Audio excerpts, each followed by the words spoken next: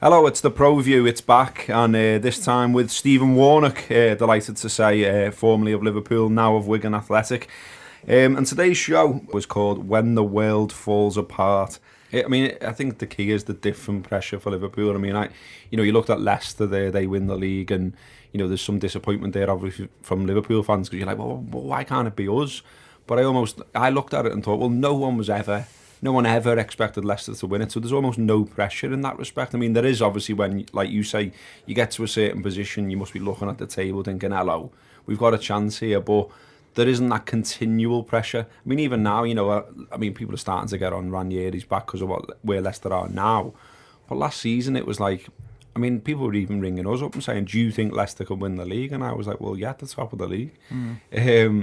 But it's not the same, is it? I guess what I'm driving at with all this is, a lot of fans now are sort of saying, and the usual banter dickheads from other clubs saying, oh, they've cracked again, Liverpool. Like this is another opportunity where they could have gone on and won it, and they've blown it again. And I think it's a conversation around that really. But why does that keep happening to Liverpool? Why do we keep seemingly getting it together, looking like we can do it, and then somewhere along the way it implodes? I think it's probably a mixture of things. You look at Arsenal, and Arsenal are the ones who everyone always talks about for doing that as well, who say, oh, they crack under pressure. But there's obviously, Wenger's looking at it and trying to build characters within that squad that are strong enough to hopefully, for him, go on and win the Premier League one day. And the way he'll see it is, if he wins it once, it'll have a knock-on effect like Chelsea did, where Chelsea won the league and suddenly it has a knock-on effect of the confidence grows and they know how to do it. I think at the moment, you look at Liverpool's squad, it's a very, very young squad.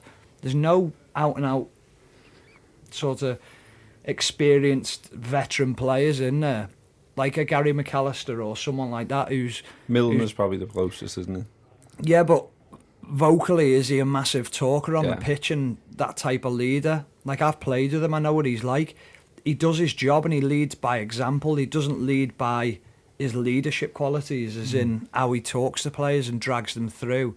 Whereas if you had Stephen in his prime now, Gerrard playing in a Jurgen Klopp team, I think it'd be a completely different story, because he is the type of character who would drag people along with him when they're needed, and I just don't see that at the moment with Liverpool, where they've got that someone they turn to in the middle of the park who will grab a game, or a defensive guy.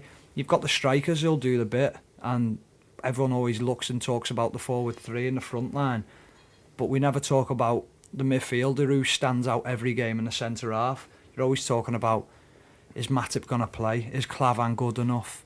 And it's always things around that. I think you look at teams who win the league and you've got the spine that never changes and they play every game. You had Lampard, Terry and Drogba. They never missed a game. They played every single game. They were just machines and they ran the dressing room. I didn't even play there, but I know that from hearing stories off other people, other players who've played with them.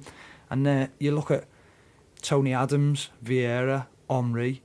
They didn't miss games, and they were solid, strong, and the big, strong, powerful guys. You look at Liverpool; they don't have that presence up front. They have intricate players who are neat and tidy. But they don't have a midfield enforcer like that. Henderson to a certain degree, but he's not a powerhouse. He's a solid, gets the ball, plays it well, covers a lot of ground, but he's not your intimidating type who's going to stand in the tunnel and you think him stood next to him, don't fancy playing against him. Like Vieira and Keane. So you look at them type of players and they're your title winning midfielders and players.